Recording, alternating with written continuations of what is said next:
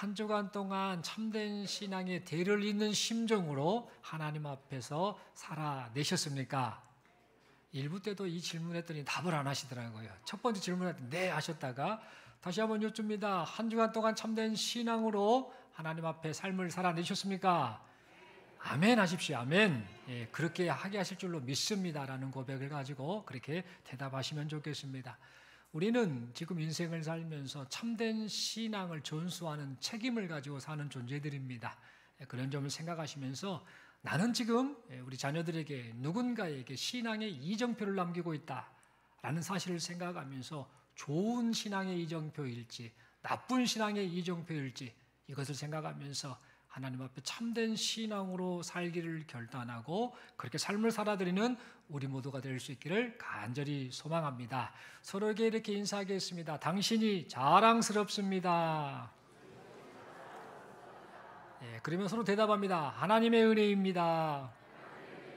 네, 아멘입니다. 우리가 자랑스럽긴 뭘 자랑스럽습니까? 얼마나 부끄러운 존재인데요. 그런 우리를 통해서 하나님이 일하고 계십니다. 우리를 통해서 누군가에게 우리 자녀들에게 좋은 신앙을 계속해서 있게 하신다. 하나님이 하신다라는 사실을 생각하며 그렇게 살기를 원합니다. 이렇게 바라는 마음으로 그렇게 우리 인생을 살아가시는 우리 모두가 될 수 있기를 바랍니다.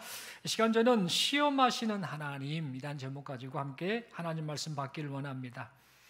여러분 출애굽기 말씀을 보면은요, 애굽의 이 고센 땅에서 살고 있었던 이스라엘 백성들은 이제 애굽을 다스리는 왕조가 바뀌니까 이제 이 이스라엘 백성들은 큰 어려움을 겪게 되고 말았습니다. 이때 이 애굽의 왕 바로는 이 타종족인 이스라엘 백성, 이 민족의 인구수가 계속해서 많아진 것을 보고는 이거 큰일 났다. 만일 이스라엘 민족이 이렇게 많은 이스라엘 민족이 반란을 일으키면 이 나라가 위태롭게 되겠다라는 사실을 생각하며 걱정하였습니다.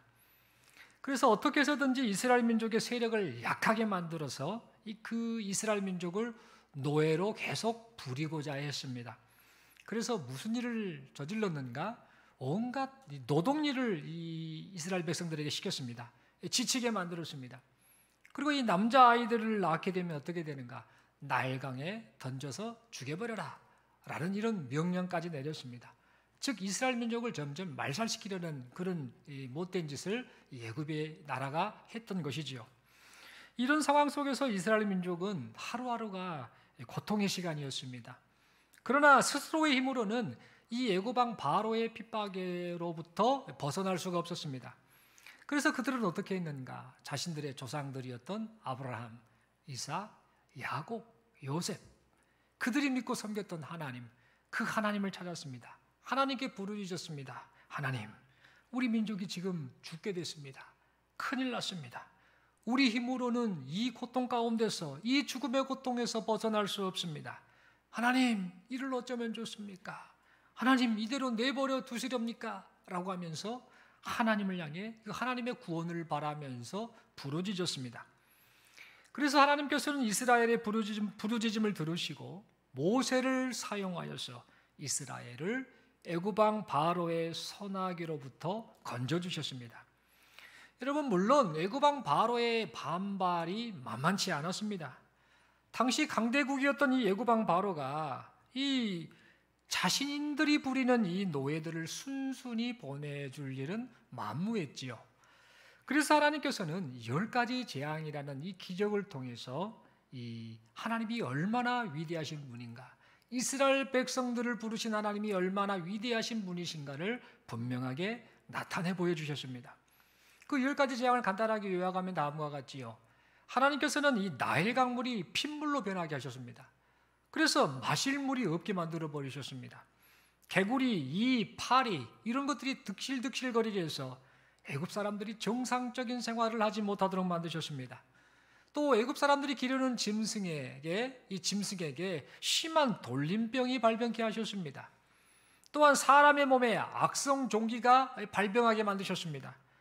그리고 하늘에서 우박이 떨어지게 하셨죠. 그래서 우박에 맞아 죽는 이 애굽인들도 있었고 짐승들도 있었고 또 많은 농작물들이 이 우박에 의해서 전부 다 말라 죽고 그런 일들이 발생하고 말았습니다.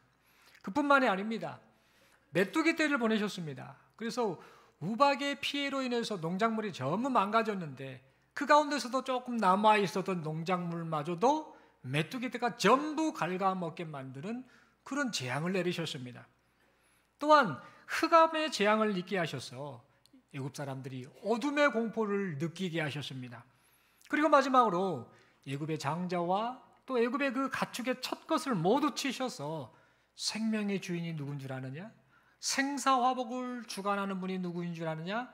바로 나 여호와 하나님이다라는 사실을 이 10번째 재앙을 통해 나타내 보여주셨습니다. 그리하여서 이스라엘 백성들이 애굽 왕 바로의 손아귀에서 해방될 수 있었지요. 이때 이 이스라엘 백성들은 이렇게 생각했을 겁니다. 하나님이 참 신이시구나, 하나님이 전능하신 분이시구나 라는 사실을 깨달았을 것입니다. 그런데 얼마 후 출애굽을 한 이스라엘 백성들을 보고 저 녀석들을 그대로 보내면 안 되겠네, 포기해서는 아니 되겠네 라고 생각했던 애굽 왕 바로가 이스라엘 백성들을 다시 붙잡기 위해서 군대를 동원해서 이스라엘 백성들을 쫓아가기 시작했습니다. 설상가상으로 이스라엘 백성들이 가는 길목에는 홍해라는 거대한 바다가 그들의 가는 길을 가로막고 있었습니다. 그래서 이스라엘 백성들은 이런 생각을 했겠죠. 오메, 큰일 났다. 이러다 우리는 다 죽었다. 이를 어쩌면 좋냐. 차라리 그냥 애굽에 있을 건데 모세라는 사람 말을 듣고 와가지고 이렇게 우리가 지금 죽게 되었구나 라는 그런 생각을 하며 모세를 향해 원망하였습니다. 그런데 그때 하나님께서 이스라엘을 위해서 놀라운 기적을 나타내셨습니다. 하나님께서 강한 동풍을 불게 하시자 홍해 바다가 갈라지게 되었고 그 갈라진 것으로 말미암아 사람들이 지나갈 수 있는 길이 만들어진 것입니다. 그래서 대략 그 당시에 200만 명 또는 300만 명까지 이르는 이스라엘 백성들이 마른 땅이 된 이 홍해 바닷길을 걸어서 건너가게 되었습니다. 그리고 하나님께서 그 뒤를 쫓던 애국 군대를 이제 모두 수장시켜 버리셨죠. 그래서 이스라엘 백성들은 이 모든 기적을 그들의 두 눈으로 똑똑히 보았습니다. 그들은 이렇게 말했겠지요. 이게 꿈이야, 생시야? 라고 묻고 또 물을 정도로 도저히 상상할 수 없는 기적을 그들은 경험하였던 겁니다. 그래서 그들은 분명 이렇게 고백했을 것입니다. 내가 살면서 이런 기적은 처음이야. 어떻게 해서 이런 일이 있을 수 있단 말인가? 우와, 하나님이 진정 살아계시구만. 하나님이 진짜 참이시구만. 이라고 그렇게 고백을 했을 것입니다. 그리고 그렇게 고백을 했던 그들은 죽음의 위기에서 건진받은 기쁨, 그리고 이 기적을 베푸신 하나님이 우리가 섬기는 하나님이야, 우리의 하나님이시야 이시야 라는 그 감격을 주체하지 못한 채 하나님을 향해 감사와 감격의 찬양을 드렸습니다. 특히 인솔자된 이 모세는요, 하나님의 위대하심을 찬양하였습니다. 그리고 모세의 누이 선지자 미리암은 소고치며 춤을 추면서 하나님의 구원을 찬양하였습니다.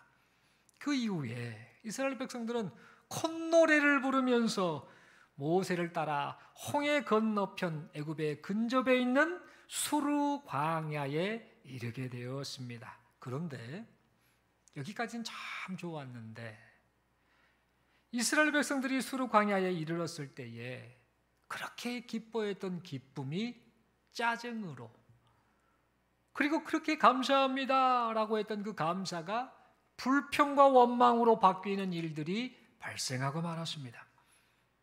이스라엘 백성들이 3일 동안 수르 광야 길을 걷는데 마실 물이 없었던 겁니다. 마실 물이 없으니 갈증과 함께 이제 죽었구나라는 그런 생각이 들었던 겁니다. 그래서 기쁨이 짜증으로, 감사가 불평과 원망으로 바뀌고 말았던 것이죠. 여러분, 당시에 이스라엘 백성들은 아까 말씀드린 것처럼 대략 200만 명 또는 300만 명에 이르는 대집단이었습니다. 또한 그들이 거느린 짐승들도 어마어마했습니다. 그래서 3일 동안 이 광야길을 걷는다, 사막길을 걷는다라고 한다면 어떻겠습니까? 엄청난 물이 필요했겠죠. 사람들도 숫자가 많았고 짐승들도 많다 보니 이 많은 사람들이 마실 물이 필요했겠죠. 그런데 물이 없었던 겁니다. 게다가 이스라엘 백성들은 당시에 크지 않은 작은 가죽 부대에 물을 담아서 그것을 마시면서 이동을 했었습니다.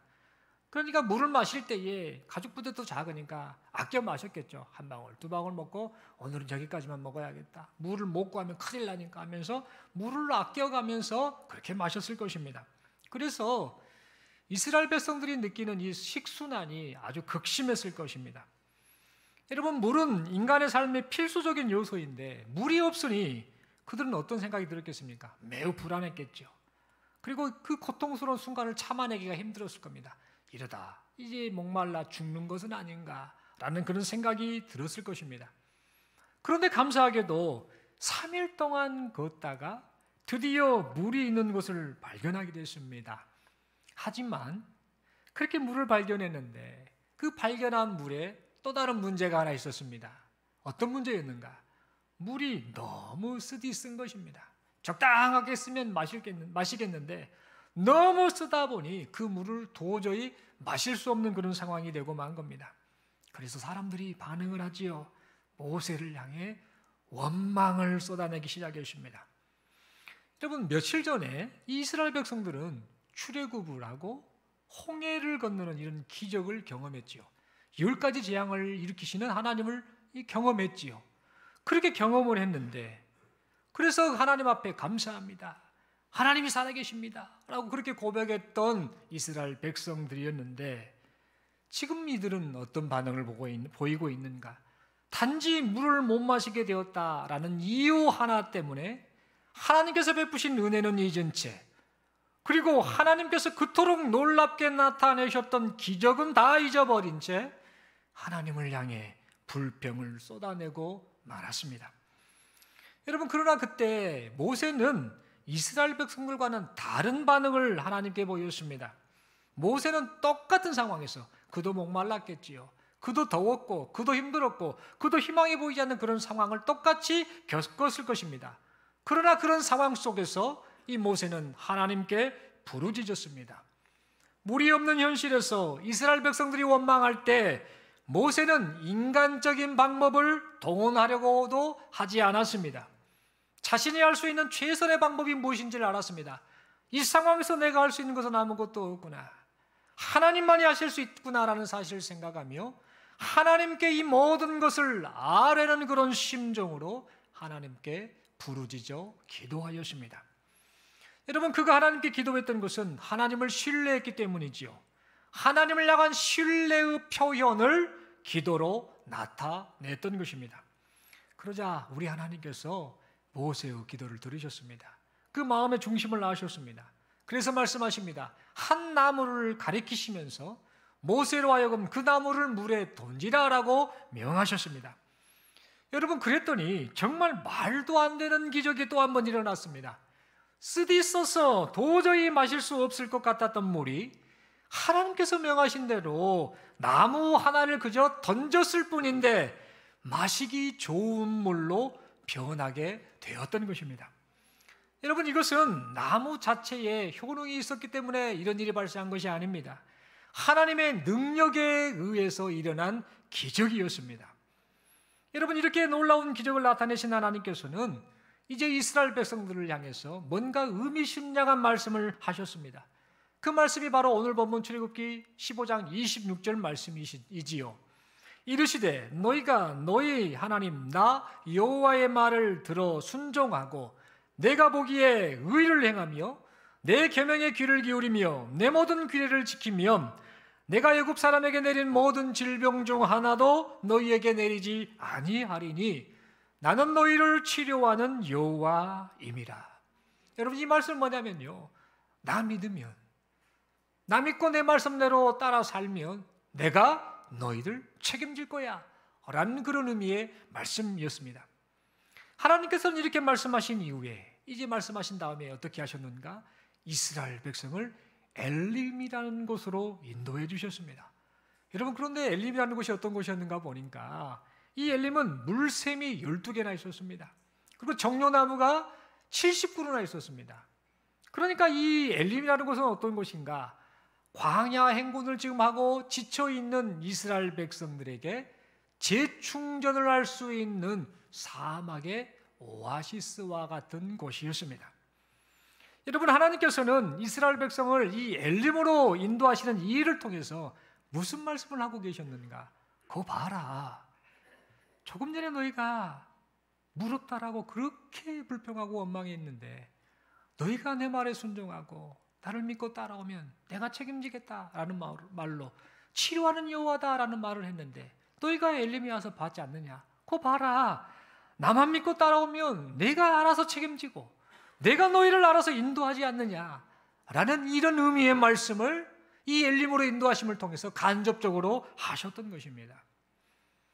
여러분, 우리는 이 오늘 본문의 말씀을 보면서요, 우리 하나님께서는 선택하신 자기 백성을 구원하시되 구원하신 자기 백성을 끝까지 책임져 주시는 분, 끝까지 책임져 주시는 분이심을 깨닫게 됩니다. 또한 비록 우리가 처한 상황이 희망이 안 보이는 고난의 상황이라 할지라도 그 상황 속에서도 하나님의 구원하심과 하나님의 보호하심과 하나님의 인도하심은 변함이 없다라는 사실을 동시에 깨닫게 됩니다. 그러면서 여러분, 우리는 이 오늘 본문의 사건을 보면서 아주 한 가지 심각한 질문을 하나 갖게 됩니다. 왜 그러셨을까? 라는 이런 질문을 하나 하게 된다라는 겁니다. 그 질문이 뭔가? 그 질문은 바로 하나님께서 이스라엘 백성을 출애굽시키셨지 않습니까? 그랬으면 어떻게 하시면 좋겠습니까? 구원하신 자기 백성 이스라엘을 평탄하고 좋은 길로 인도하시는 것이 당연하지 않겠습니까? 우리 생각에는. 그런데 하나님께서는 왜 이스라엘 백성을 시련과 고난이 있는 길로 인도하셔서 목마르게 하시고 이런저런 힘든 것을 느끼게 하시는 그런 어려움을 겪게 하셨느냐라는 사실입니다. 여러분, 생각해 보십시오. 하나님께서는 10가지 제왕과 홍해를 가르칠 정도로 기적을 마음껏 나타내시는 전능하신 하나님이십니다. 그리고 애굽에서 고통당하는 이스라엘의 부르짖음을 들으셨지요.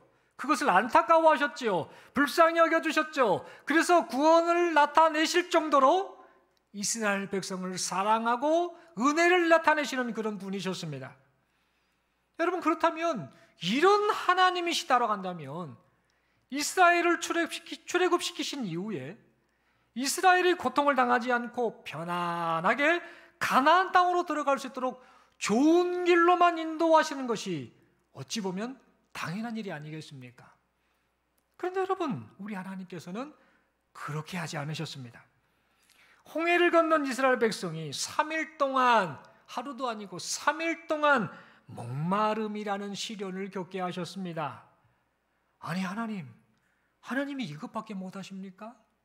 하나님, 진짜 전능하신 분 맞으세요?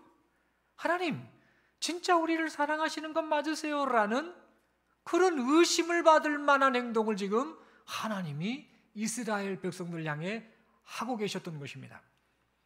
그렇다면 여러분, 하나님께서 왜 이렇게 행동을 하셨을까요? 무슨 목적을 가지고 이런 행동을 하셨을까요? 이스라엘 백성들을 편안하게 좋은 길로 그냥 빨리빨리 해서 가나안 땅으로 들여보내면 될 텐데 왜 하나님은 그 전능하신 하나님, 사랑이 많으시고 은혜가 풍성하신 그 하나님이 왜 이스라엘 백성들에게 이런 시련과 고난의 과정을 겪도록 그렇게 만드셨던 것일까요? 여러분, 말씀을 드린 것처럼 하나님이 능력이 없어서 그렇게 하셨을까요? 하나님이 이스라엘 향한 사랑이 식어져 버려서 그렇게 하셨던 것일까요? 여러분, 이 질문에 대해서 하나님께서는 오늘 본문 25절 말씀입니다. 25절 후반부를 통해서 우리에게 분명하게 대답해 주고 계십니다. 오늘 본문 25절 후반부 이렇게 기록합니다. 거기서 여호와께서 그들을 위하여 법도와 율례를 정하시고 그들을 시험하실세. 여러분, 이 말씀처럼 하나님께서는 능력이 없으시거나 이스라엘 백성을 사랑하지 않으셔서 그들을 물 없는 광야 길을 걷게 하시고 쓰듯이 쓴 물이 있는 마라 땅으로 인도한 것이 결코 아니었습니다. 여러분, 하나님께서 이스라엘 백성들에게 그렇게 행하셨던 이유는요, 다른 것이 아니라 말씀드린 것처럼 이스라엘 백성을 시험하시기 위함이었습니다. 여러분, 여기서 시험하다라는 이 말은요, 이스라엘 백성들을 넘어뜨리고 망하게 하는 그런 목적의 유혹, 영어로 템테이션이라고 하는데 그런 의미의 시험이 결코 아니었습니다. 여기서 말하는 이 시험이라는 말은요, 말 그대로 하나님을 향한 이스라엘의 믿음이 자라게 할 목적으로 하나님이 테스트하시는 그런 의미의 시험이었습니다. 예를 들어 보겠습니다. 이것은 학교에서 수학 선생님들이 아이들에게 여러 단계의 난이도 있는 수학 문제를 낸 것과 같습니다. 여러분, 수학 선생님이 여러 수학 문제를 학생들에게 내준 이유가 무엇일까요? 선생님은 학생이 이 수학 문제를 틀리게 해가지고 아이고 어렵다, 에이 공부하기 싫어, 수학 포기할 거야 라고 그렇게 만들기 위해서, 그렇게 방치하기 위해서, 그렇게 하게 하기 위해서 수학 문제를 어렵게 냈을까요? 결코 아니다라는 겁니다. 선생님이 수학 문제를 내준 이유는요, 학생이 어떤 문제가 나와도, 쉬운 문제든 중간 단계의 문제든 어려운 문제든 어떤 문제가 나와도 그 문제를 잘 풀어낼 수 있는 실력 있는 학생이 되게 하기 위해서 그렇게 난이도 있는 여러 가지 문제들을 내는 것입니다. 여러분, 이처럼 우리 하나님께서는요, 이스라엘 백성이 어떤 상황을 맞이하든지 그 상황 속에서 하나님을 끝까지 신뢰하고 하나님의 말씀에 순종하며 사는 하나님의 사람이 되게 하시려고 이스라엘을 고난의 장소로 인도하시고 그들에게 고난의 시간을 갖게 해 주셨던 것입니다. 여러분, 그렇다면 만약 이스라엘에게 이러한 이 고난의 시간이 없었다라고 한다면 이스라엘 백성들에게 어떤 문제가 발생하게 됐을까요?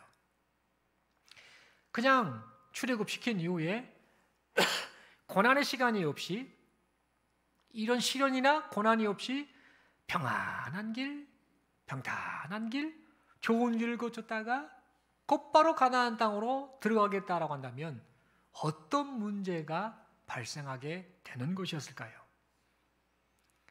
여러분, 당시 이스라엘 백성들은요, 대략 한 400여 년 정도 애굽 땅에서 살았습니다. 애굽 땅에서 살면서 어떤 영향을 받았는가? 애굽 사람들의 우상 숭배를 보면서 그 문화 속에서 살았습니다. 그들은 하나님을 전혀 모르고 사는 애굽 사람들, 그들과 어울려 살면서 어떤 모습을 보였는가? 하나님 중심의 신앙이 아닌 다신교 국가였던 애굽의 종교와 문화에 영향을 받고 살았습니다. 그래서 이스라엘 백성들의 말, 이스라엘 백성들의 생각, 이스라엘 백성들의 행실이 하나님과는 전혀 상관없는 불신앙적인 모습으로 가득 차 있었습니다. 여러분, 그러다 보니까 그들이 출애굽을 했다 할지라도, 지금 출애굽을 한 상태 아닙니까? 그들이 출애굽을 했다 할지라도, 그리고 그들이 장차 가나안 땅에 들어간다 할지라도 어떤 일이 발생하겠습니까?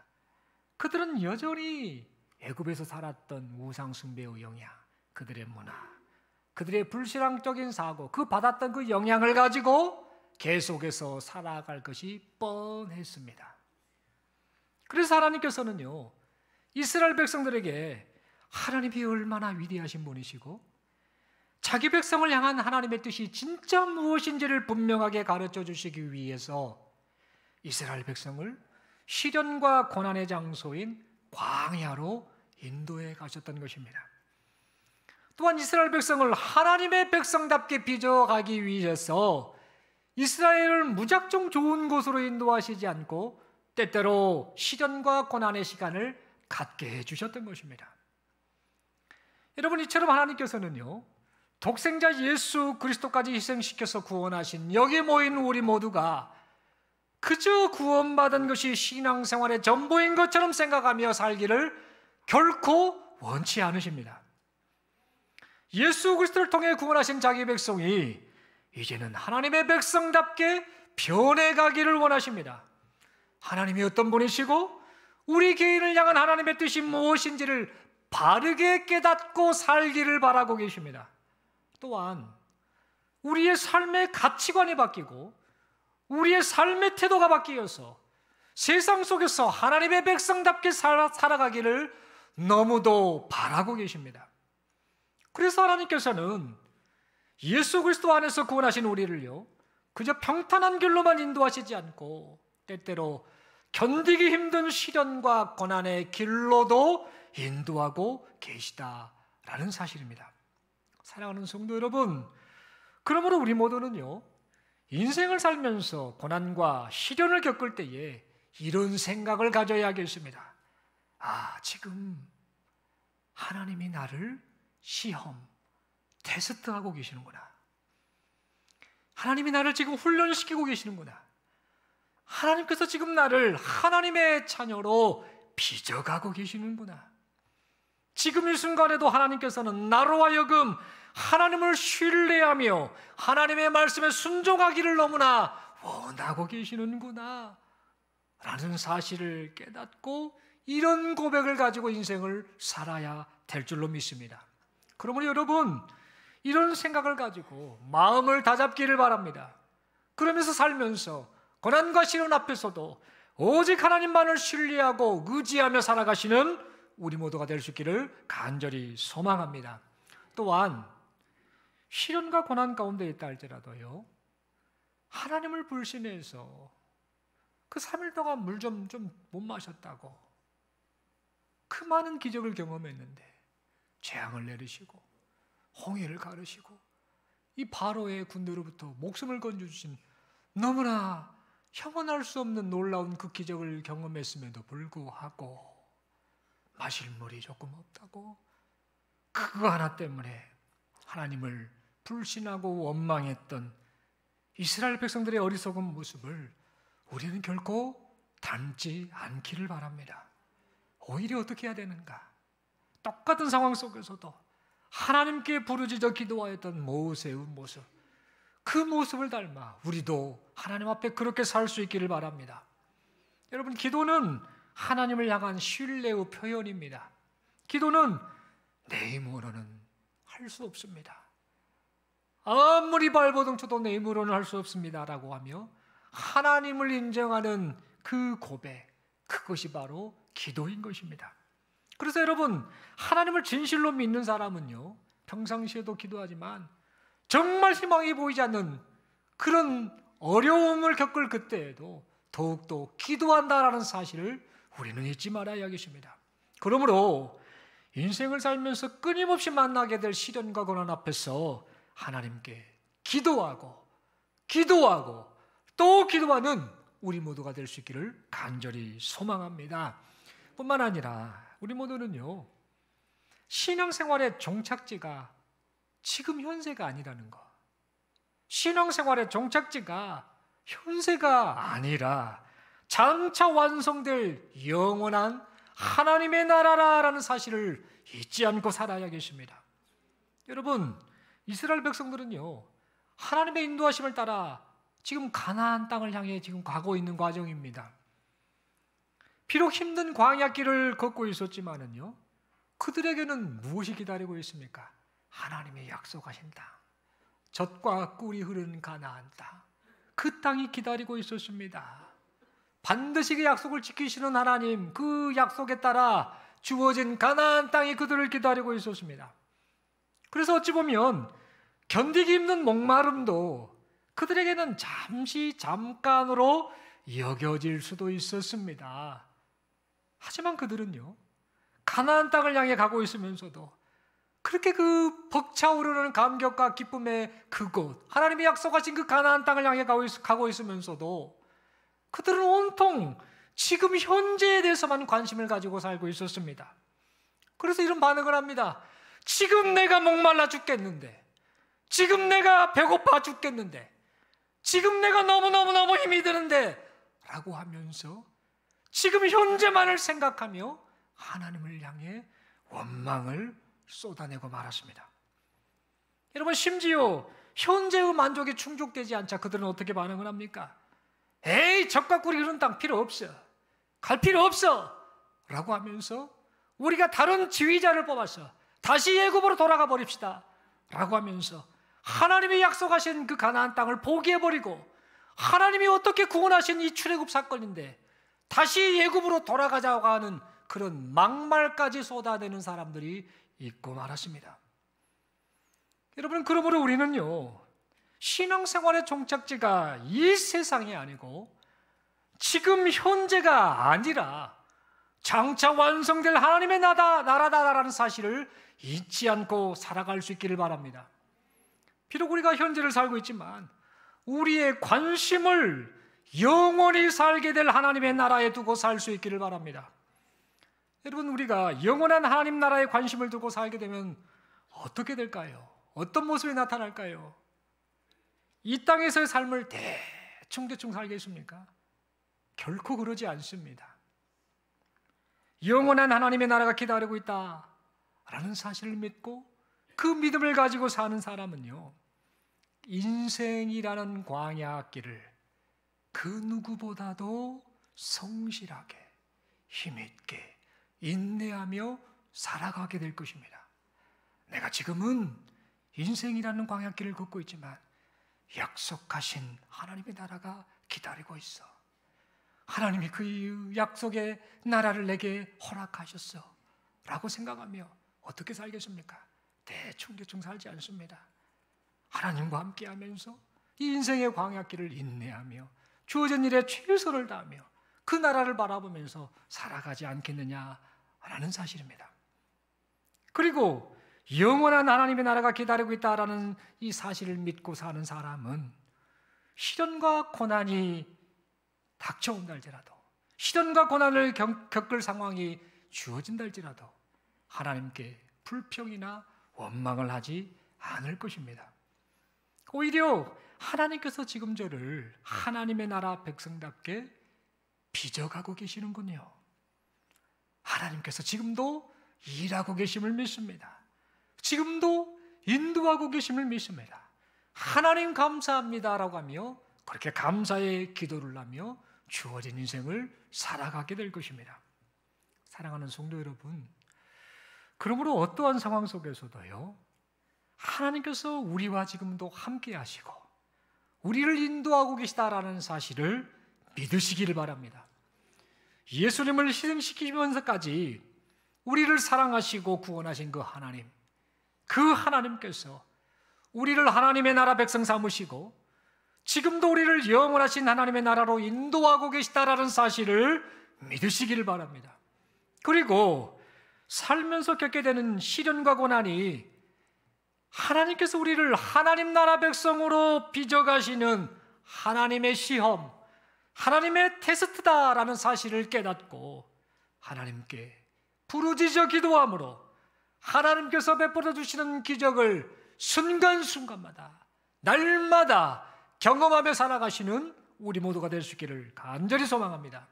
또한 구원받은 것으로만 만족하지 않기를 바랍니다. 구원받은 것으로만 만족한 채 예습성과 세상 가치관을 따라 살지 않기를 바랍니다. 여러분, 하나님께서는요, 이스라엘 백성들을 그냥 곧바로 가나안 땅에 들여보내실 수도 있었습니다. 그런데 말씀을 드렸던 것처럼 들여보낼 수 없는 원인 제공이 바로 이스라엘 백성들에게 있었습니다. 왜입니까? 말씀드렸죠? 400여 년 동안 애굽의 우상 숭배 영향을 그대로 받고 있었습니다. 생각, 가치관은 전부 이방 민족인 애굽 사람들의 영향을 그대로 받고 있었던 겁니다. 그런 사람들에게 가나안 땅에 들여보내면 뭐합니까? 그들을 출애굽만 시키면 뭐합니까? 자유다, 마음대로 살아라 라고 해주면 뭐합니까? 그들은 어떤 반응을 나타내겠습니까? 계속해서 이제 자유된 몸으로 우상을 섬기고 자기 멋대로 살고 가나안 땅에 들어가서도 하나님의 마음을 찢어놓는 우상 숭배의 모습으로 그들이 살아가지 않겠습니까? 그래서 그렇게 살게 하지 않게 하시려고 하나님이 시련과 고난이라는 이 광야길로 그들을 계속해서 훈련하시며 빚어가시며 인도하셨던 것입니다. 여러분, 우리는 이 사실을 생각하면서요, 구원도 마찬가지라는 겁니다. 예수 믿는 사람들에게 시련이 옵니다. 고난이 옵니다. 여러분, 절대 시련과 고난이 우리를 떠날 수 없습니다. 시련과 고난이 왜 오는가? 택하신 자기 백성, 구원하신 자기 백성, 하나님이 빚어가시려고, 하나님의 자녀답게 바꾸시려고 시련을 주십니다. 고난을 주십니다. 그래서 이 시련과 고난을 통해 하나님의 백성으로 변화되고, 그래서 하나님이 기뻐하시는 모습으로 살아가게 하시려고 이런 것들을 허락하신다라는 사실입니다. 그러므로 시련과 고난이 오히려 우리에게는 은혜다라는 사실, 내가 좋아하는 것만이 은혜가 아니라, 내 나를 기쁘게 하는 것만이 은혜가 아니라 고난이 은혜입니다. 시련이 은혜입니다. 우리를 향하신 하나님의 그 빚어가신 그 은혜가 시련과 고난을 통해 나타나고 있다라는 사실입니다. 이 점을 생각하며 구원받은 것으로만 만족하지 말고 예습성을 버려야 합니다. 옛날 그 세상 가치관을 다 버려야 합니다. 시련과 고난을 통해서 내 자신의 자아가 깨져야 합니다. 그와 동시에 우리가 장차 가게 될 본향, 우리가 영원히 살게 될 본향인 하나님의 나라, 이 하나님의 나라만을 바라보면서 이 땅에서 살면서 하나님의 백성답게 이 시간, 오늘 이 하루도 하나님의 말씀을 따라 인생이라는 이 광야길을 힘차게, 신실하게, 힘있게, 감사하고 인내하면서 살아가시는 여기 모인 우리 모두가 될 수 있기를 간절히 소망합니다. 지금 하나님께서 지금 우리 인생길을 인도하심을 믿습니다. 그리고 매 순간순간마다 놀라우신 은혜로 함께하여 주실 줄로 믿습니다. 우리 서로에게 이렇게 인사하겠습니다. 하나님께서 지금 당신을 시험하고 계십니다. 한 번 더 인사합니다. 하나님의 백성으로 빚어가고 계십니다. 그러면 옆에 분 보고 웃으면서 이렇게 인사하겠습니다. 다 당신이 잘 되라고 그러시는 겁니다. 예, 주목을 한번 꽉 쥐어보시겠습니까? 이렇게 힘있게 교박합니다. 하나님만 바라보며 힘내세요. 한 번 더 인사합니다. 하나님의 나라만을 바라보며 힘내세요. 아멘이십니까? 인생을 살면서 예수 믿으면 고난이 없을 줄 알았는데 고난 많습니다. 우리 어르신들 얼마나 간증거리가 많습니까? 예수 믿는다고 평탄하지 않습니다. 고난도 오고 시련도 옵니다. 그런데 그게 은혜다라는 거, 하나님이 시험하시는 겁니다. 테스트하시는 겁니다. 빚어가고 계시는 겁니다. 우리가 바뀌길 원합니다. 구원했다 땡 끝났다가 아니고 구원시키신 자기 백성을 하나님의 사람으로 바꿔가시는 그 방편이 고난과 시련이다라는 겁니다. 그러니까 살면서 내 뜻대로 되지 않는 상황이 있고 원치 않은 상황이 있다 할지라도 감사하시고 오늘 모세가 보여주는 그 모습처럼 부르짖어 기도하십시오. 하나님 앞에 아뢰십시오.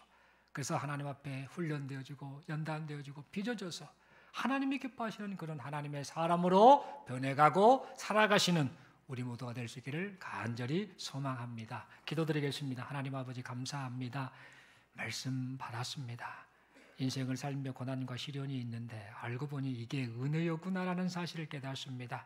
하나님의 시험, 테스트였다라는 사실을 생각하며 이제는 불평과 원망이 아닌 하나님께 부르짖어 기도하면서 은혜를 구하고 또 예습성, 잘못된 세계관, 가치관을 다 내려놓고 하나님의 자녀로 변화되어가는 우리 모두가 되게 하여 주옵소서. 인생의 광야길 가운데 함께 하신 하나님, 인도하신 하나님 때문에 오히려 감사합니다, 기쁩니다라고 고백하는 여기 모인 우리 모두가 되게 하여 주옵소서. 지금도 인도하심을 믿습니다. 하나님 감사합니다. 예수님 이름으로 기도드리옵나이다. 아멘. 다 함께 찬송가 569장